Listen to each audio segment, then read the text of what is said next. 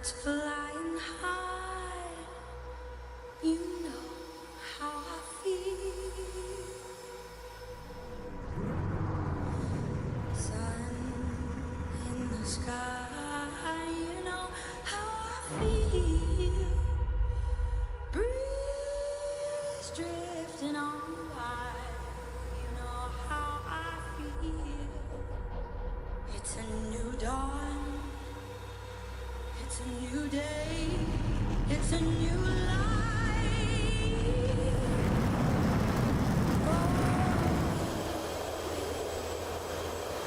And I'm feeling good.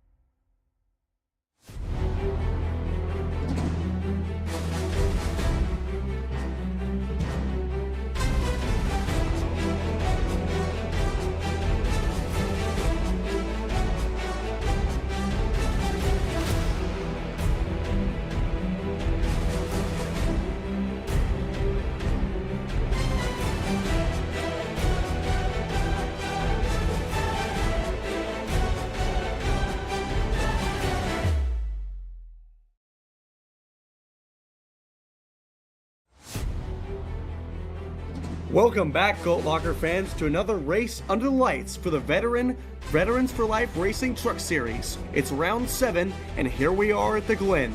We've seen high super speedways, bumpy racetracks, but tonight we go to the first road course of the season. Let's strap in and get ready to watch round 7 of the Veterans for Life Racing Truck Series right here on V-Speed. My name is Scott Shive, and joining me in the booth tonight is Logan Therikel and Eddie Smith behind the scenes in the booth as our producer tonight. Logan, it's great to see you, man. What are you expecting here for this road course, the first one of the season that we're going to have? Anything on your mind for tonight? Man, I'm just looking forward to it. Watkins, Glen, always a pinnacle of road courses. So, we're going to see a lot of battles all throughout this track. We've got a nice 40-lap setup here. It's going to be everything or nothing from the start to the end. Well, action is going to be packed. We got some great drivers here out in the field, and it's going to be great. First, we're going to go and look at our schedule for the rest of this season. We've done 6 races so far, and tonight will be the 7th here at the Glen. Next week we'll be up at Iowa, then Phoenix, and into Las Vegas for our regular season finale. Only 4 races left to go, Logan, so these guys have got to start putting the work in if they want to make this championship playoff. Absolutely. It is crunch time on the points. Well, tonight we're going to have a little look here at our points up next, and this is a close field. We know for Goat Locker Truck Series, for the Veterans for Life Series, these guys are tight racers for sure. We've had 6 different winners so far. You'll see 5 right there. One of them, the winners, is not eligible for our playoff, so we've had 6 different winners. We'll see if we can get 7 tonight, but look at how close these points are. Look at that cut line. You got Chance Taylor at +3, James Goshen +1, Charlie Harcum at +1, then Mike George -1, and Jesse Nukla right there down at -2. So really, really a close battle there, Logan. What do these drivers have to do in these next 4 races to be able to make it above this cut line? Consistency is going to be key, Scott. You have to make sure that you're finishing in that top 10 when you're coming down to these last couple of races. If you can't complete that, you're not going to make it into that round of 12. No stages here in the Veterans for Life Truck Series, so it's all about your finishing position. Look at these guys up here. Jake Ham, 2nd place finish last week. Levi McCarty has been doing great. Dan Cunningham came through the field last week to get a great top 5 finish. So these guys up here at 6th, 7th, 8th that are not locked in by a win, they're not safe by any means whatsoever, Logan. Talking about safety, I wouldn't feel safe here heading to the Glen either. Run me through our track map here because, again, this is a great place to be. Yeah, Watkins, Glen, always a tough race. Turn 1, that immediate 90-degree right-hander. It is one of the hardest corners on this track. Then followed up, turns 2, 3, and 4, the S's.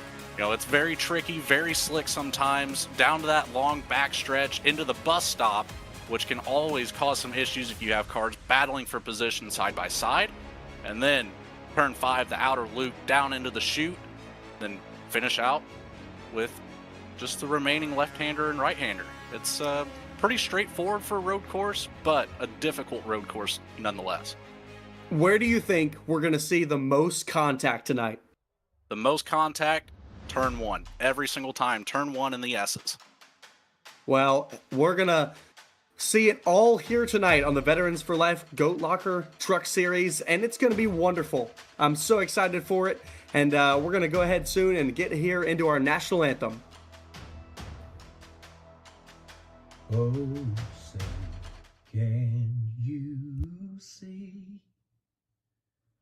by the dawn's early light what so proudly we hailed at the twilight's last gleaming, whose broad stripes and bright stars through the perilous fight o'er the ramparts we watched were so gallantly streaming, and the rocket's red glare, the bombs bursting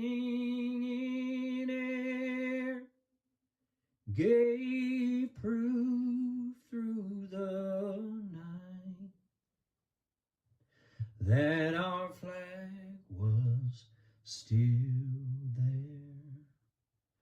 Oh, say does that star-spangled banner yet wave o'er the land of the free and the home of the brave?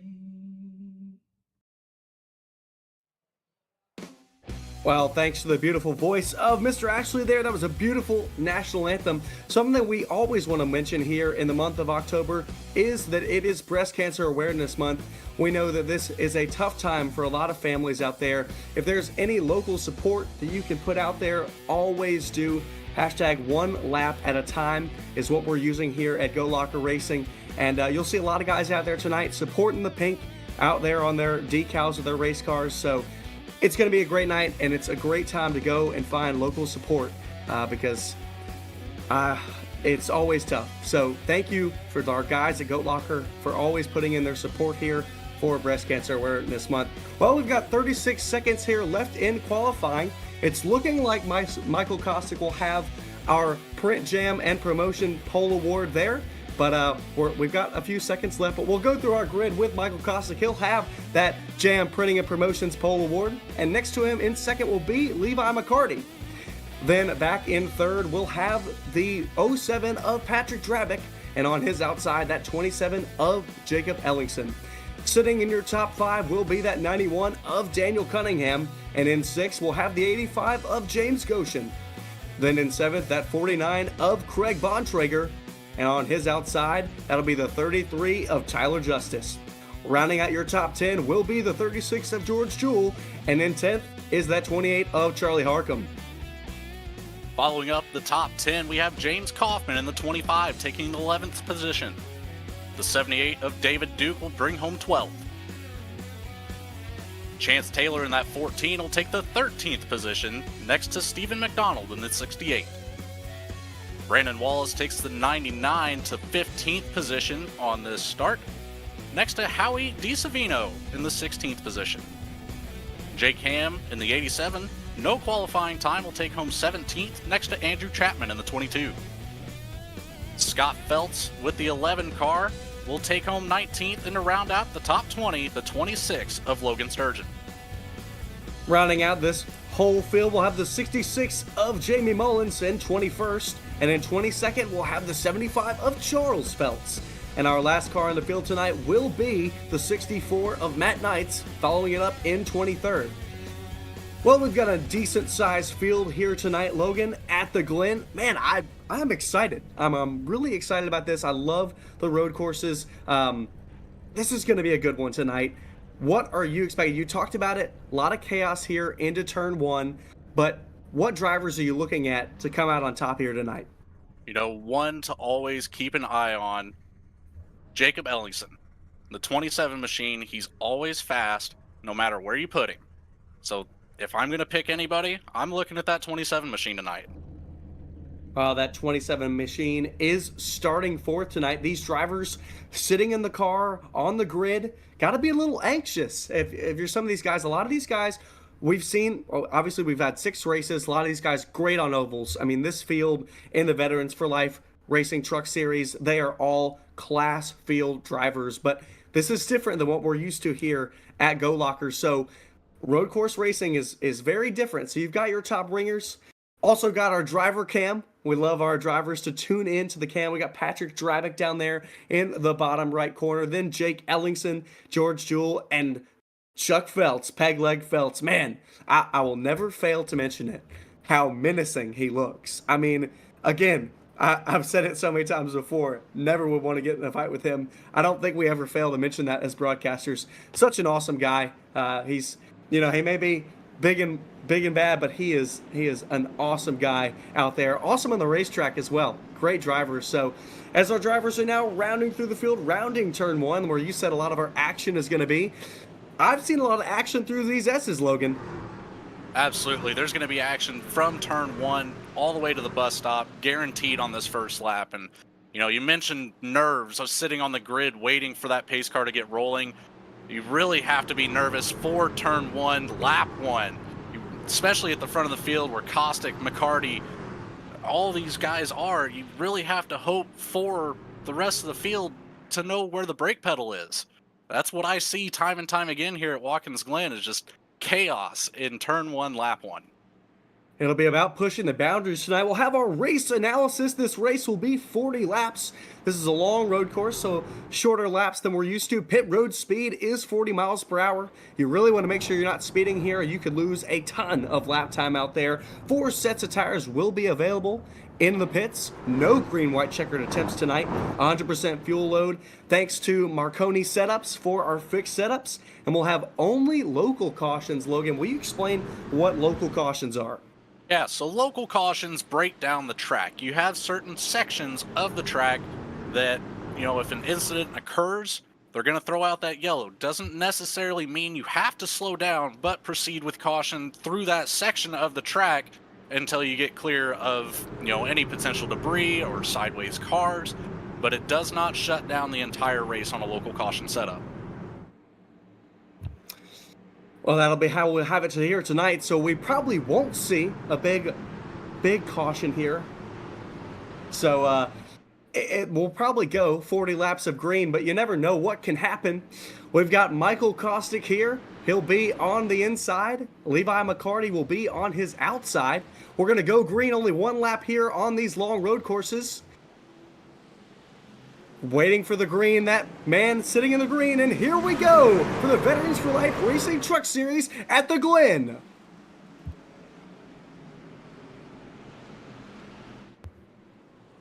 Caustic takes it into turn 1. Levi McCarty follows. Patrick Drabick moves up into 3rd there in the 07 car. Caustic definitely had that preferred line into turn 1. Luckily, no chaos behind him. Everybody knew where the brake pedal was. Mostly single file through this field. Looking down the running order right now, we're as we started. Michael Caustic, Levi McCarty, Patrick Drabick, Jacob Ellingson, and Daniel Cunningham in your top 5. Now running through the bus stop. Got a car back there missing the entry to the bus stop, and do have to slow down if you do not make that first right-hander. It can definitely cost you quite a bit of time there. Looks like Jake Ham in the 87 losing quite a few positions because of that. We'll see if he can recover later on in this race. Ham needs to make sure that he's doing well tonight. He is battling for a spot in these playoffs. 18 points to the good. He's got a bit of a cushion, but you are truly never safe until the end. And that's what some of these guys want tonight, Logan. They want to get themselves in with a win. They want to make sure that they are locked in. That is what Michael Caustic is looking to do here tonight, as he has not won yet. And we're looking at that. Will we have a 7th different winner tonight, Logan?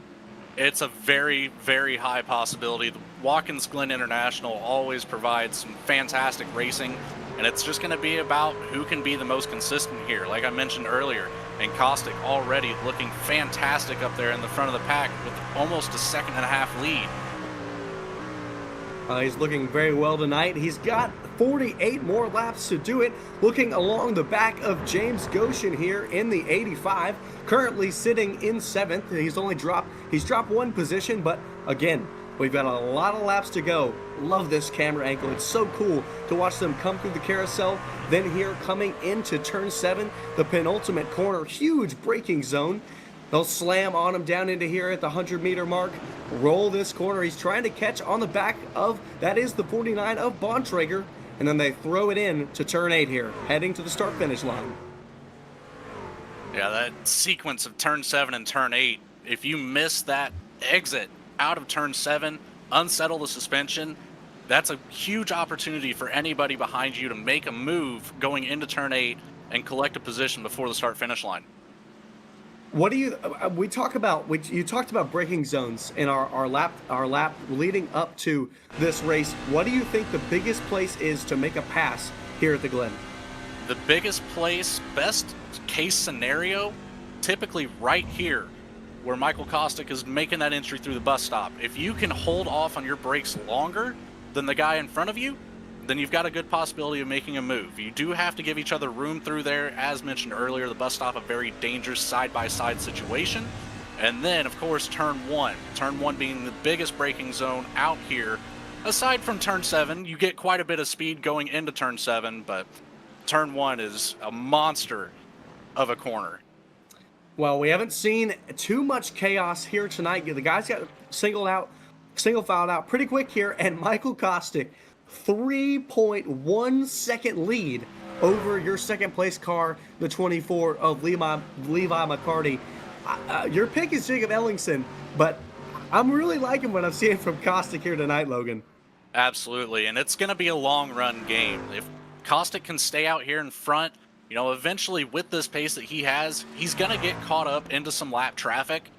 But if he can maneuver the lap traffic and make a clean pass, get around them, put some cars between that first and second place position, you know, he's looking fantastic in that 3 truck right now. He's almost a second faster than the entirety of the field. Tells you how quick he's gotten to that lead, because we're only in lap 4 here, and he's almost got a 4-second gap lead. Extremely impressive. The real question is, Logan, can he keep it up? I know tires won't be exactly eaten here at the Glen, but what are you thinking about tires? Is anyone out there saving? You know, with such a short race, only 40 laps, it doesn't make much sense to save. I'm unsure with the 100% fuel load set up here if they'll be able to make the entire 40 laps on one tank, but I would say more than likely we will eventually see, you know, some trucks come down pit road, pick up some fresh tires underneath them, and top off on fuel. So it's kind of a toss-up up until that point, but you know, again, Kostick and consistency is going to be key. Well, I imagine these guys will have to make at least one pit stop, and if that is the case, we'll see them probably pit halfway, battle back here in the backfield. That is the 26 of Sturgeon and the 66 of Jamie Mullins. Jamie Mullins right on the back of Logan Sturgeon, running through the S's here. A great camera view. Then down the back of the S's, down the back straightaway. Will Jamie Mullins have anything to give here? Looking to the inside. Will he make the late braking? No. He'll leave it to Logan Sturgeon. He'll stay in 18th, looking for the next setup to make the pass after the bus stop. Which is a great call by Mullins to just lay off a tad. You know, we're super early in this race still. There's no need to be over-aggressive and potentially take yourself out of the race. Hey, you're right. We're so early in this race. 5 laps to go. Good call by Jamie Mullins to hold back on that one. He's pretty close here to that 26 of Sturgeon. He has plenty of time to be able to make that pass. But love seeing some racing for action here, because, again, a lot of these guys being able to string out here. We got single filed out pretty quickly. So not too many battles here through the field. A lot of these guys just running their own pace and running their own race. Yeah, eventually, you know, Watkins Glen and running behind a set of cars is, we do see a pass here happening out of turn 1, but it's all about mistakes and waiting for the driver in front of you to make just one little mistake, as we just saw get taken advantage of there. Logan Sturgeon made a mistake on his braking into turn 1 that allowed the 66 of Mullins to pass around. So exactly what you said, that patience allowed Mullins to get around like that. So I imagine who will be patient today and who will be impatient. I think that's something that's going to show us who's making mistakes and who is not, because if you want to make these playoffs, you are going to have to go almost mistake-free because of how good this field is. A mixture of how good the field is and just how technical Watkins Glen really is. All right, now I think our fuel load looking along here with Jake Ham. We talked about it, tires, probably not the most important tonight, but that doesn't mean that you want to abuse your stuff. Jake Ham running into turn 1, hard on the brakes, diving through turn 1. It's really easy to overshoot that corner like we saw from Sturgeon. You need to roll the corner, get momentum here for the S's, and man, it is really easy to lose the back end. He is our biggest mover so far, up 6 positions from the start of this race. So really great here from Jake Ham. Now looking along with the 85 of James Goshen. Or excuse me, I think that's still Jake Ham, sorry. We're still with him. He's trying to make another pass here on the back of the 78 of, I believe that's David Duke. That would indeed be David Duke, as you saw Duke kind of back down that entry into the bus stop, allowing Jake Ham to make up a lot of ground there. Ham trying to get some momentum here into the penultimate corner. Will he make a move down? Oh, he's looking at it. He's going to make a move, Duke. Oh, will they make a little contact? Maybe. Jake Ham will move him out of the way with a polite little scoot. He'll move it up into the top 10. That was a fantastic move right there. Jake Ham is on a tear at the moment after that first lap incident going through the bus stop. Well, even with that incident, now he's up 7 positions. That was a beautiful move. I mean, the slightest little contact to move Daniel Duke out of the way and take that position almost with ease, Logan. Yeah, he made it look very, very easy, but I can promise you, it is not. It's never easy to make a pass here at the Glen. While these cars may look like they're single file, having it with some ease, might relax having a tea, having a Coke, they are not. They are hard at work here behind the wheel of these race cars, looking along with the 68 of Stephen McDonald, looking to make a pass on that 66 of Jamie Mullins. But I don't know if he'll get back to the back bumper because that 66 just went around him a lap ago in the bus stop.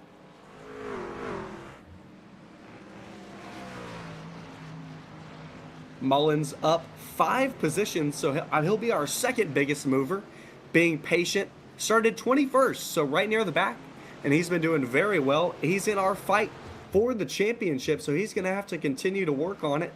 Mullins currently not within the top 14, so he's currently out of the playoff picture, looking to have a good run here tonight to try to pick up some valuable points before the playoffs. Absolutely. Only 3 races left after tonight. And like I mentioned earlier, it is crunch time on the points. You cannot... Oh, very wide through turn 1. That was Howie DiSavino there. Must have been really late on the brakes. We know DiSavino is a part-time Xfinity Series driver. We know he has some excellent caliber and pedigree behind the wheel. But even drivers of such high pedigree, even they can make mistakes. Yeah, there's no room for error at a road course such as the Glen, but you know, he still has plenty of time. Just coming up on a quarter of the way through this race here next time by. So still a lot of room to make a move left in the race. Plenty of time. We talked about patience. You talked about how important it's going to be.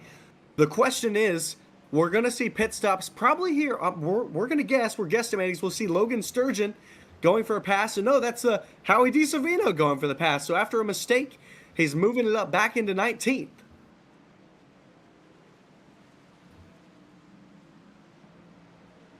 Sturgeon trying to come back on the inside, crossing the start-finish line. Sturgeon will have it by just a hair down into turn 1, late on the brakes. Sturgeon has the inside line, and he'll take it back from DiSavino. But DiSavino's not done. Trying to make the crossover, it won't work. Not this time, but you know, he knows he's learning the braking zones and the braking capabilities of the other drivers around him. So if you can commit that to memory, then I would say we see DiSavino back up here battling once more. Brandon Wallace in the 99 is also in there, that fight in front of DiSavino, right behind Sturgeon here. So great battle here and excellent patience from Sturgeon. He's up 2 positions from the start of this race.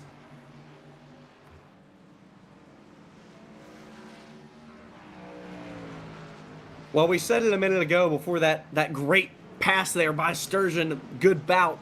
But about 10 laps here, we'll start seeing cars most likely pitting. And I'm wondering, who will take the undercut tonight?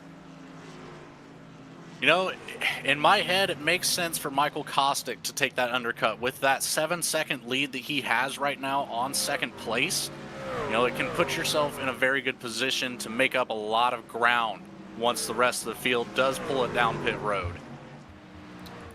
Well, we'll just have to wait and see here in a few laps. Looking along right now with the 36 of George Jewell. Right now in a battle. trying to fight off that 14 to Chance Taylor and trying to attack that 78 of David Duke. David Duke has fallen a little bit from the start of this race. He's only up one position, but we've seen cars be able to get around him. I'm never going to get over it. This awesome view from the rear end of the truck. Just so cool, especially through the carousel. I'm never going to get over it. We'll see him cross over the binders there. So easy to get loose on the exit of the carousel. Running down here into the penultimate corner. Heavy on the brakes. Rolling through the center. Beautiful by George Jewell there. That move over that rumble strip there by Jewell is one of those moves I mentioned could be potentially very dangerous. If you're side by side with somebody and unsettle that suspension going over those rumble strips, it could really cause some mayhem. Well, it can cause mayhem. We're going to have our first sponsor of the night. We're going to have a thanks for Veteran for Life's Racing. They are a race team with the goal of fielding a truck next season in the NASCAR Craftsman Truck Series. Veteran based and focused on helping veterans all across the racing world. They're also heavily involved with many veteran nonprofits to raise awareness and funds. Goat Locker Racing is now partnered with them, and they are the title sponsor here for our Friday Night Truck Series. So thanks again to Veterans for Life Racing. We're very thankful to all our partners here that help us get here out on the track, and especially at the Glen tonight.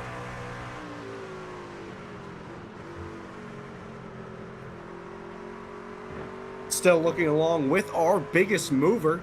That is the 87 of Ham, as you can see right there on your graphic. And man, you'll see the 85 get a little loose there out of the corner. David Duke will, wow. Jake Ham will try to take advantage of that. He's not close enough yet to make a move. So the 85 will hold it. But the question is for how long? We've seen how confident Jake Ham is here on the brakes. And man, he is so close to the back of James Goshen here through the S's. Yeah, that entry into the S's, Jake Ham all over the back bumper of the 85. I was really thinking he was going to get side by side with him through those section of corners. But he's going to go for the late break into the bus stop. He's going to get it. I was going to say he was looking there, and James Goshen saw it, gave it up, because Jake Ham now up 10 positions from the start. So what a beautiful move. We talked about it. We saw him earlier make a great move on David Duke, and that was another beautiful pass on that 85 of James Goshen. We're going to take a look back. This is out of the S's, and Jake Ham had some great momentum here on the 85. You'll look to the inside. He shows his nose, so the 85 knows he's going down. Late on the brakes. Beautiful over the bumps. The 85 has to give it up there, Logan. Yeah, absolutely. That was a fantastic pass made by Jake Ham, and almost I would have to give that some credit to potentially being the best move of the race. Well, we've seen a lot of them have come from Jake Ham. I personally, I think his one through the penultimate corner on David Duke was even better than that, but it just shows you why Jake Ham is at the top of your point standings in this playoff. The top driver without a win in points. So you got to beg the question, can he either get the win today or in these next three races with how good he's been looking here recently? You know, it's very hard to say. He's looking fantastic here at the Glen. You know, having started so far back from the qualifying effort, it's going to be tough for him to get up there to the front. But if he can keep up the pace that he has, and we see these leaders have some fall off, I'd say there's a good possibility we at least see a podium out of that 87 truck. Well, speaking of fall off, most of these drivers' best laps are around a 113 in that range. At least the top 10 are all within the 113s. Fall off currently is only looking about 4 or 5 tenths, so not too much. Meanwhile, battle for position here. That is Patrick Drabick looking at the back of Levi McCarty. Yeah, I've been watching this battle up here for second place develop as we see the 07 closing the gap lap after lap. But the three of Michael Kostick still maintaining just over a 7-second lead to second place. It's going to take quite a bit of effort from either one of these drivers here in the top 5 to catch up to Caustic. And the question is it even possible, Logan? It's very much possible. All it takes is one mistake. But that's the thing. He has to make that mistake. And Caustic so far, perfect. Well, perfect out on the racetrack. He's looking for 25 more perfect laps here as we're coming with second and third to complete lap 15 of this race, heading into lap 16. And man, we're going to keep looking at this battle right now because it's absolutely beautiful. Patrick Drabick right now, he's got a win in the bag, so he is secured and will be in our round of 12 here in 3 races. Meanwhile, Levi McCarty not locked into our playoffs, Logan. Yeah, McCarty in a must-win situation here if he can get up there to lock himself in. But it's just going to come down to, really, again, the consistency on this track. And McCarty, if he can pull off a win here tonight, that is just some of the most ultimate bragging rights within any sort of a NASCAR series. While talking about consistency, I love the consistency that we get here at Goat Locker Racing from the support of Jam Printing and Promotions. Since forming in 2013, Jam has contributed printing and promotional sponsorships to more than 60 local nonprofits, with a primary focus on organizations that assist veterans, women, and children. They have been with Goat Locker Racing since the very beginning, local and veteran certified. When they do well, they do good in the community. Big thanks to Jam Printing and Promotions for the support for Goat Locker.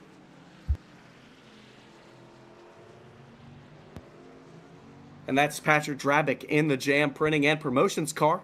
That 07, we were just talking about him. He's moving in ever so slightly on that back of the 24 McCarty. Yeah, he's turning lap times just a little bit faster, about a 10th per lap right now.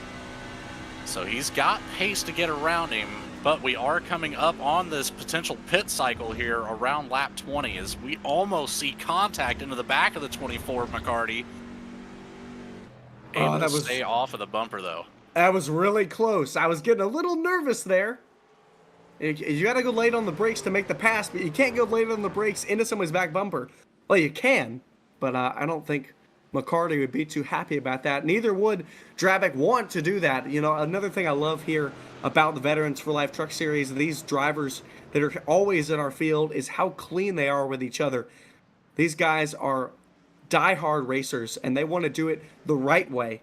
And these guys put a show out on the field. Coming to complete lap 17 here, heading into 18. Drabick is still menacing and hounding the bumper of McCarty. When will he make the pass? It's going to take that one mistake from McCarty for Drabick to take advantage of it. But as long as he can keep that pressure on and fill up that rear view mirror of the 24 machine, it really heightens that possibility. Heightens that possibility. Looking here into the bus stop, we talked about it. Late on the brakes, but not prepared to make the move yet is that 07 of Drabick. But still ever so close. You got to wonder, with Drabick being so close, is this getting a little bit of confusion in the mind of Levi McCarty? Is Drabick trying to keep it so close that he'll force McCarty into a mistake? I think that's the intention here for the 07 machine, but in McCarty's seat, you really just have to watch everything out of the windshield. At this point, just run your line. If the 07 of Drabick has the momentum, you're going to have to keep an eye out for it, but you also don't want to end your race early. You make a great point. It's so hard to not be looking in that mirror. As we'll look at Drabick looking at it. Oh, he's looking into turn 1. Levi McCarty will give him the space. That'll put him side by side here in heading into the S's. How will this work out? McCarty will give it up. Drabick into second. There's a beautiful sequence there from the 07. Talking about it for the last couple of laps, just waiting for that mistake, and the mistake was made into turn 1. Well, looking here into turn 1, right behind Levi McCarty, who's now fallen into third position, is who you talked about earlier, the 27 of Jacob Ellingson. While Levi and Drabick were battling, well, Ellingson and Cunningham have entered the party. It's a four-way battle here for second position. Yeah, a little bit further away as we now see Drabick pulling away from the rest of this group here. But Ellingson took full advantage as he makes a dive to the inside. He gets the position. Will he be able to hold on to it across the start-finish line here? McCarty a little bit off the pace. Now he's fallen into fourth position. Ellingson will have it. He's into third. McCarty pulling it down pit road here. First truck on the surface, I believe, to take a pit stop. He will be our first driver here to head into the pits. We've got Charlie Harcum. He came into the pits earlier back in 19th. But meanwhile, McCarty will be our first driver here up in the top 10 to make the dive. So my guess on Caustic taking the undercut was completely incorrect, but it's working out so far for him. Now up to almost a 10-second lead.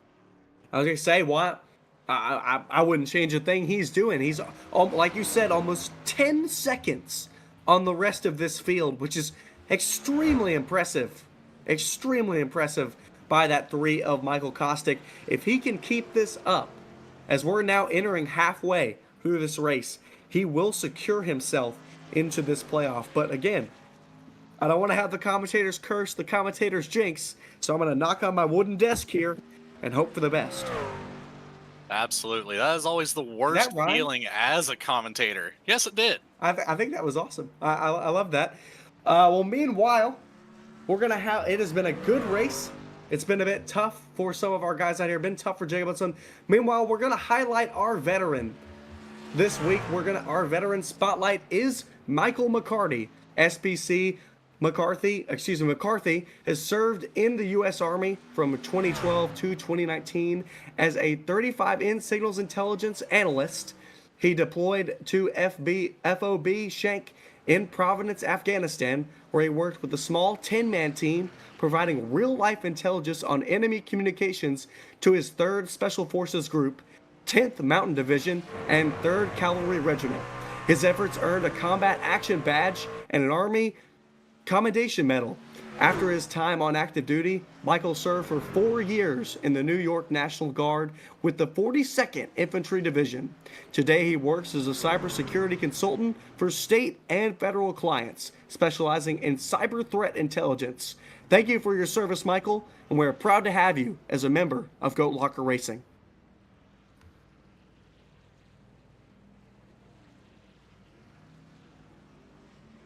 Well, here we are looking along with Michael Caustic, our leader, who had a 10-second lead. He'll come into the pits now, so only 1 lap later than McCarty, so not much later than you were thinking, Logan. Yeah, it was pretty well on par, about where I thought. A little bit later, but, you know, that's racing. He had a fantastic lead coming into the pits, and as you mentioned, there's no reason to change it until you have to. So obviously, with that truck, had that 22-lap stint, he can certainly make it to the end on a set of tires and a full tank of fuel. Well, he needs to change up nothing of what he's doing, but with him coming into the pits, new leader, the 07 of Patrick Drabick. He will at least claim this one unless he comes down pit road and Ellingson stays out. But I believe this will be the first lead change of the race. It is the first one, and it very well could be our only one. I'm not sure. But right now, Caustic has just come off pit road. He is in 8th position. Meanwhile, everyone in front of him has clearly and obviously not pitted. As Drabick pulls it into pit road, so do others. That'll give Daniel Cunningham the lead. Oh, Spinner! The 64! That's Matt Knight's. Spinner on pit road. He's going to try to spin it around. No caution, as we only have local cautions tonight. He's not going to come down pit road. He's back out on the field. Other drivers are coming in the way. But man, that was a little dicey there for the 64 of Matt Knights. Absolutely. You have to question if he was trying to make his way down pit road and just missed the brakes and locked him up, or what his thought process there was. It didn't quite seem like he was slowing down much to enter pit road. Luckily, no cars that close behind him to cause much more of an issue. I've got to think with where he landed and coming back onto the the racetrack, not pulling it down pit road. I've got to think that that was just a little bit of the rear brakes locking up I and don't know. going around. Looking at this replay, the way the back end of that truck spun around, I'm thinking he was going for a downshift and, just a little bit too high in the RPMs. Let's take a listen. Yeah, that's exactly what it is. Tried to downshift a gear and just didn't have the truck slow enough to complete that. Well, the shifting has to be on point here. And there's so many shifts. As you'll see, the 64 Mad Knight shift there with the exiting out the pipes. We'll try this turn again for him. Goes smoothly here, and he'll roll on through as now he'll bring it down pit road. Yeah, good call to bring it down pit road now and get some fresh tires. Obviously, you can wear in a bit of a flat spot with the slide like that. It's not too bad of an ordeal, but it's time for fuel anyways. It's time for fuel. And that puts, now with Drabic pitting and other people, that'll put James Goshen in the lead, looking along here with Goshen. He's currently, where he sits right now before pitting, 5 positions, up from where he started, but he will have to jump back into the pits at some point here. He's one of the only drivers not to pit. Other than him, Logan Sturgeon, Howie DiSavino, and Charles Feltz are your only other drivers who have yet to make an entrance to pit road, Logan. It'll be very interesting to see when those drivers decide to cycle in for either some fresh tires or a full tank of fuel. It could really, really hurt their race if it does not go well. It could hurt their race. Meanwhile, right behind the 85 is your natural leader, not the leader yet, currently in second. He'll now take the lead as Goshen will dive onto pit road. That's the 3 of Caustic. Caustic reclaims that top spot here on the racetrack. And, again, just with a massive lead over second place. Not quite as large as we saw earlier. Only 8 seconds at the moment, but with the pace that Caustic has shown all night, expect to see it grow and quickly. It's just so impressive. Right now, looking at, with naturally after Drabic has pitted, right now an 8.3 second gap back to the second place car. So he lost a little bit of time there in the pits. But I think if you have a 10-second lead, it's okay to give up a few.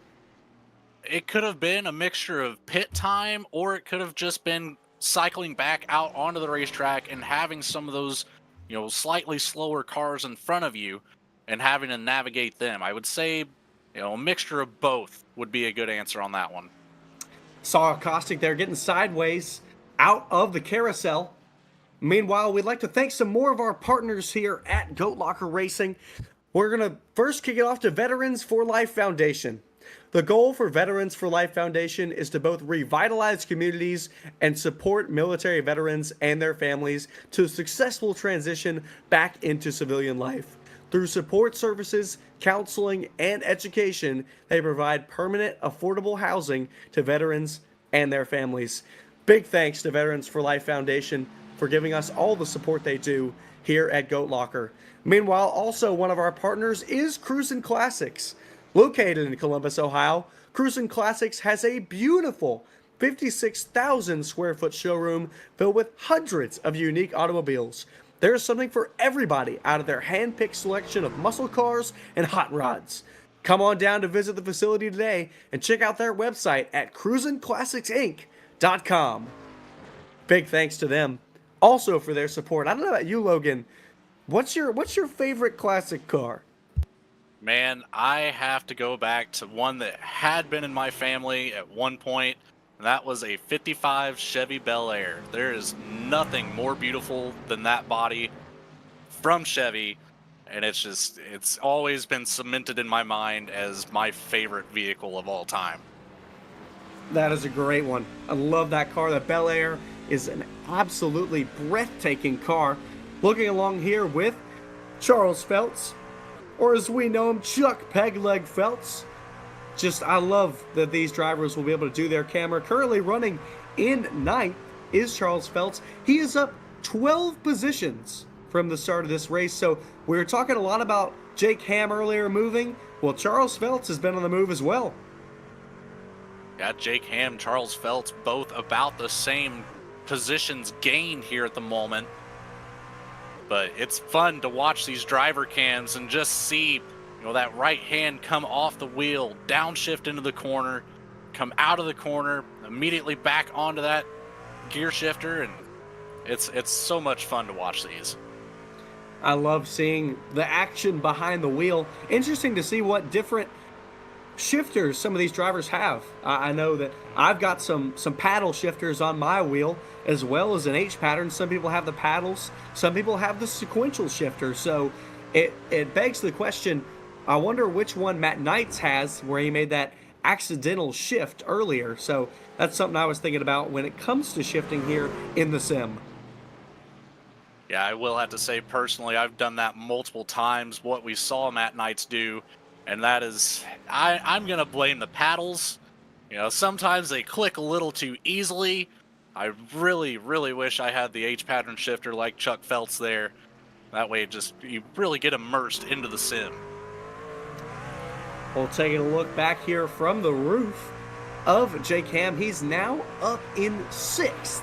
An extremely impressive run here, trying to really establish his presence here as a driver who wants to make it to the playoffs and really make a statement. I mean, we've seen Jake Ham before, but again, in these past few races, he has really been having great finishes, and he's really trying to make a name for himself here in the Goat Locker Racing Veteran for Life Truck Series. And he's doing a fantastic job of that if he can keep up with the momentum that he's had. He's definitely on the radar. There's no shortage of that. It's really interesting to me to think if he could have started further up in the field, if we would have more of a battle between Jake Ham and Michael Kostick right now.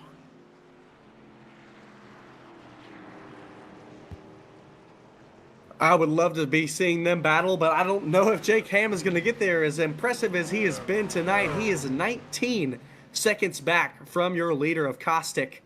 So might not get that battle tonight, but man, it is just an impressive deal that Ham has been doing here. Looking from his driver cam right now, that is Levi McCarty, who started in 2nd, and he's fallen 3 positions. Earlier we saw him be passed by the 07 of Drabick and Ellingson and Cunningham, but now Jake Ham is on the attack.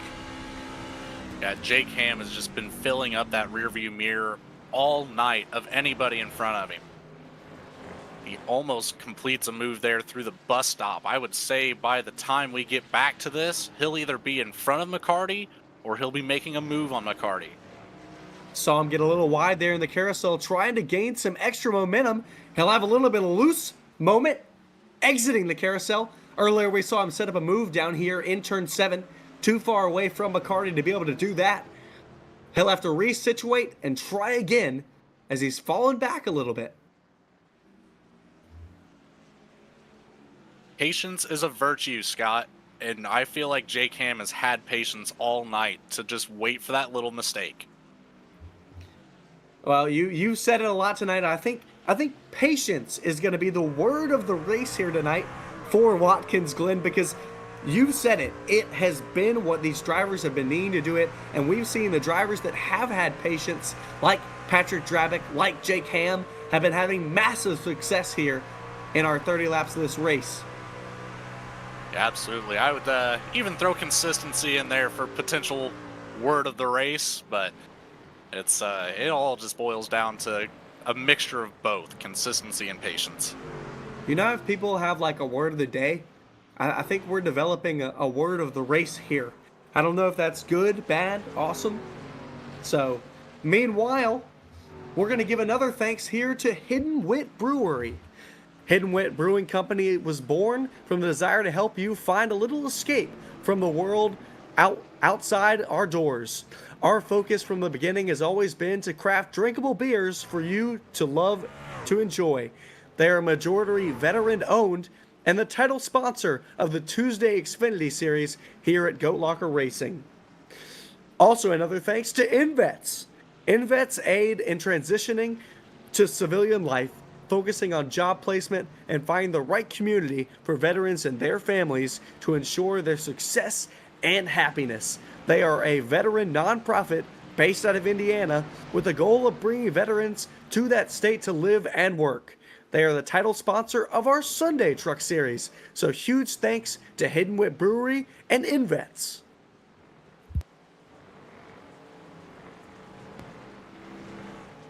Well, I would be incorrect on the 87 being in front of the 24 of McCarty by this time around this lap, but just shy of a half-second difference between those two drivers. It's bound to happen. Jake Ham has shown that he has the pace to complete very, very good passes. So it's only a matter of time, in my opinion.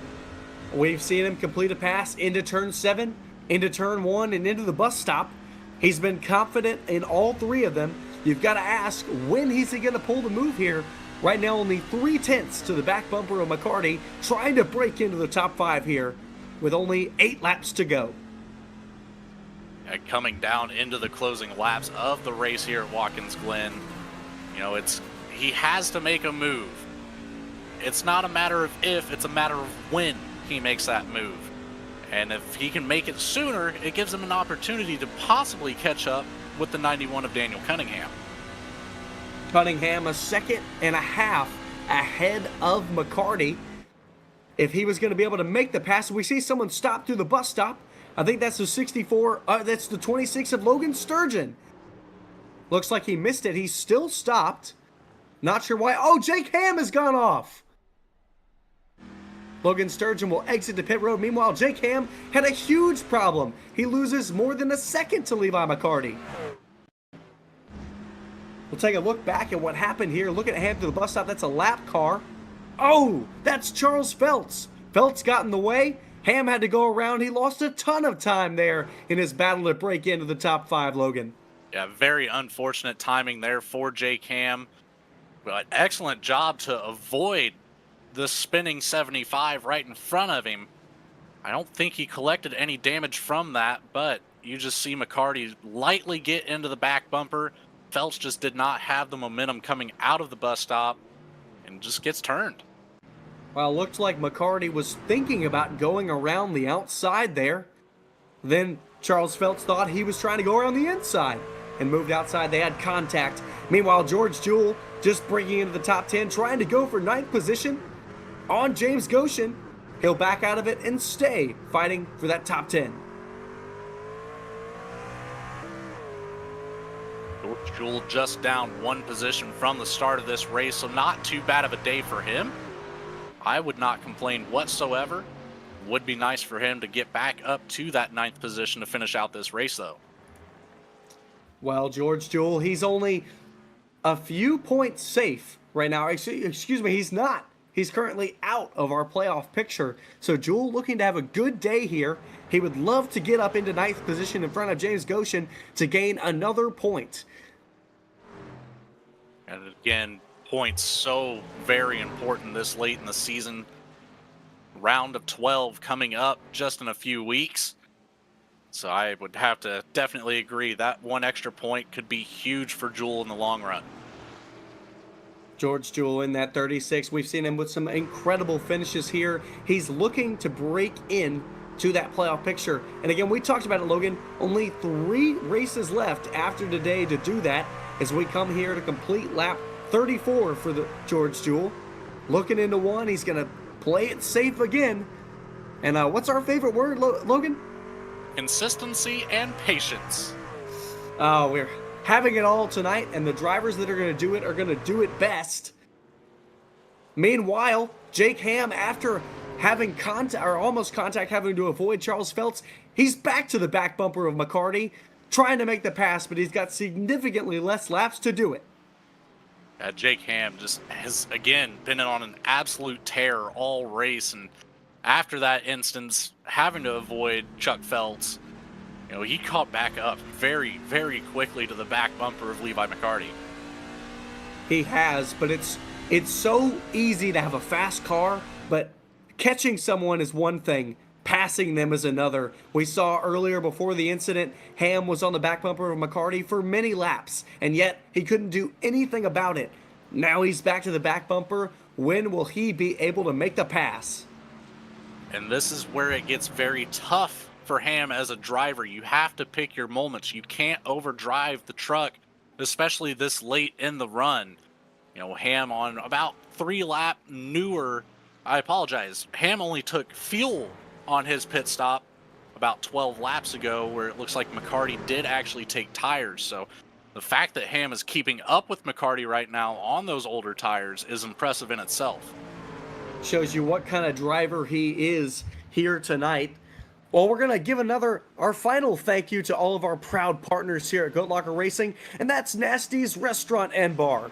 March 21st, 2012, Nasty's opened its doors in Hilliard, Ohio. From the get-go, they aimed to embody the energy and passion their sons Nathan and John poured into their dreams. Nathan's commitment to hospitality ensured that every guest received exceptional food and service. They are the co-sponsors of Wednesday's Next Gen series here at Goat Locker. They have hosted numerous fundraisers in their establishment with the goal of raising funds to donate a sim rig to a deserving veteran or first responder. Thanks again to Nasty's Restaurant and Bar.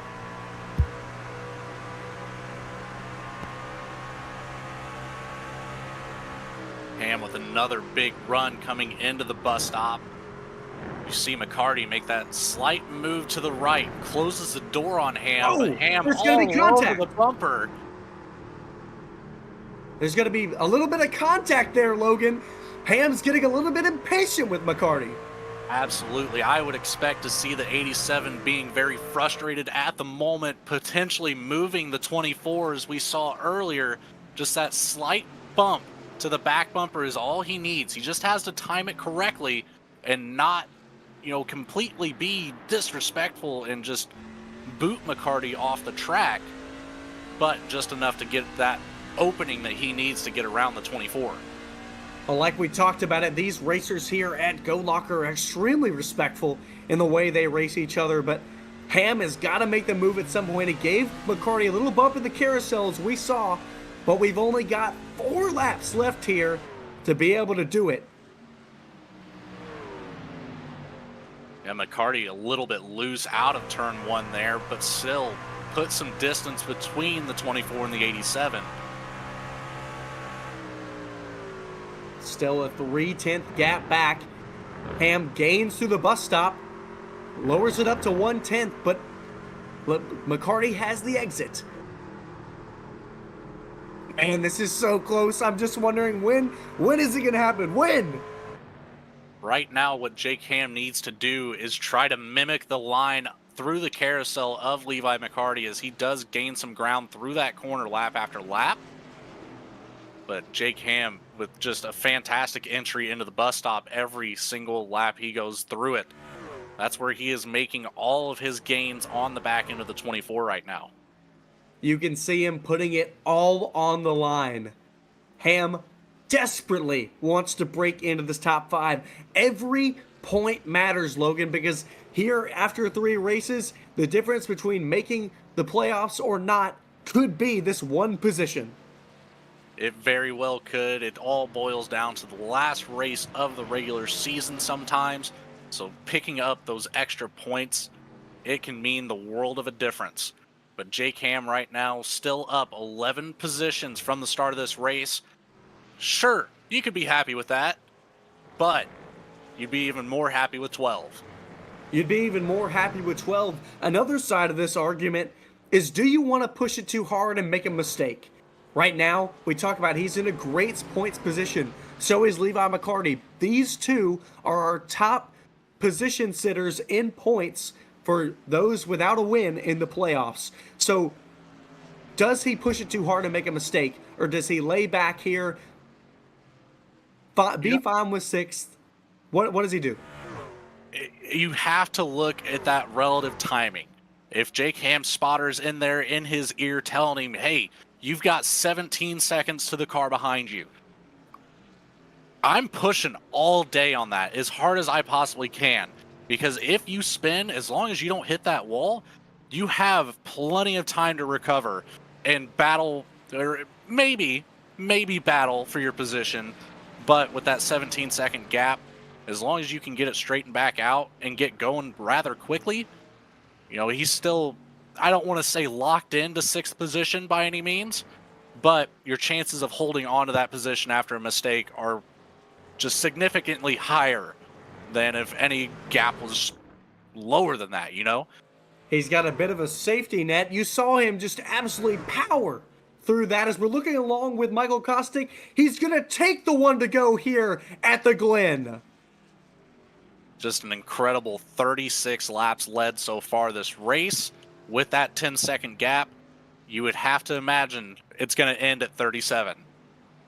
He started up front with our jam printing and promotions pole. He's led every lap except for when he was in the pits. We've seen an absolutely dominant performance. Kostick running through the S's here, trying to complete the back half of this lap. Yeah, I would even say that dominating this race that's not enough. That's I don't think that's descriptive enough of a word, but I can't think of something to replace it. I can't think of anything either. This number 3 has not made a mistake here tonight. And that's what we talked about, Logan. The driver who was going to win this race, the drivers who were going to finish up front, were going to be patient, consistent, and they were not going to make a mistake. And that is a perfect description of this number 3 of Kostick. He rounds the penultimate corner, throws it into 8, slides it through onto the bumpers.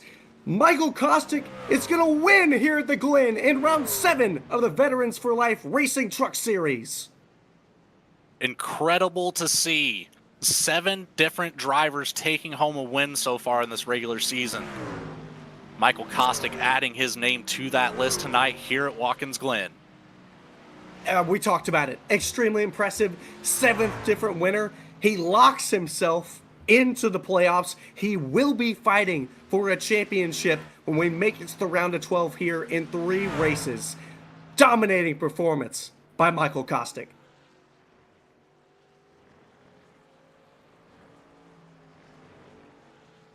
Meanwhile, I'd like to also say extremely great performance by the 07 of Drabic. Came up in 2nd. Oh, and he's doing a little bit of a burnout. You might as well, after such a tough track like Watkins Glen and having that fantastic performance as the 07 did. Started out in 3rd, finished in 2nd, only 1 position gain, but it's very hard to go up positions when you start so high in that grid order. Why not have a celebration? And wow, just again, I cannot get over how impressed I am by Michael Kostick, as he'll have his celebratory burnout here in the number 3. Well deserved, Michael Kostick, well deserved.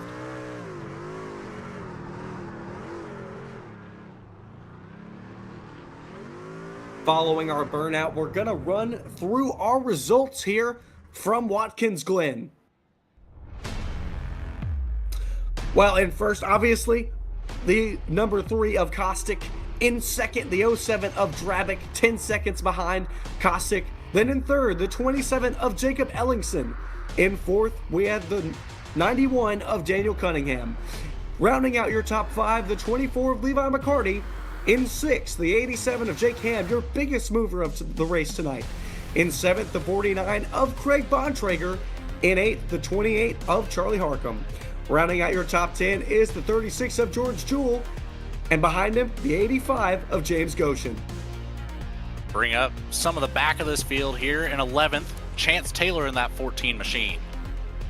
12th will go to Tyler Justice. 13th will be James Kaufman.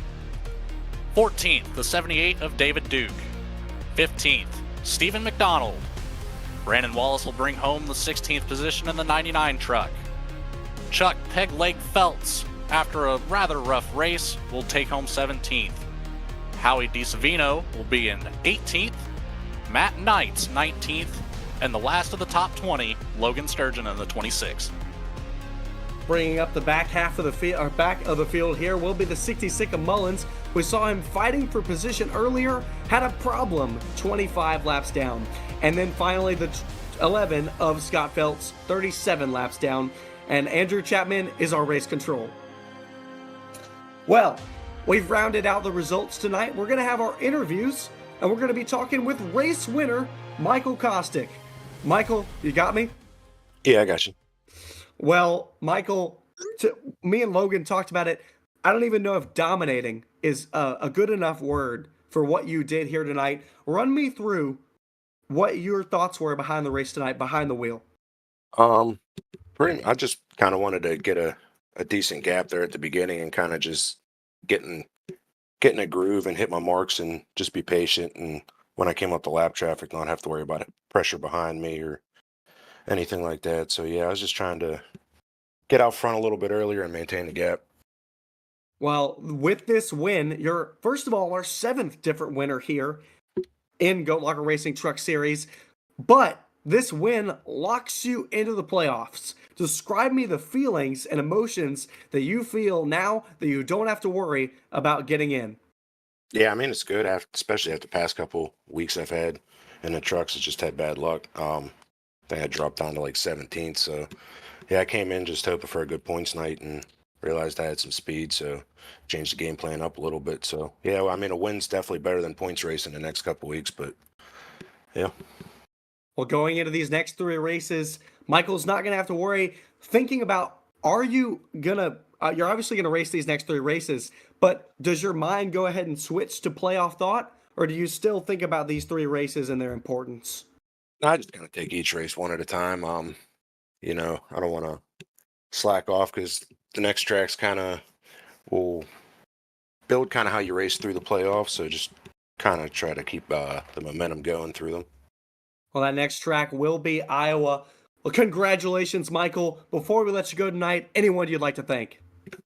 Yeah, I think Veterans for Life Racing, Veterans for Life Foundation, Jam Printing and Promotion, McConey Setup Shop for providing a setup tonight. Definitely felt fast and handled good. You guys at V-Speed for doing a broadcast.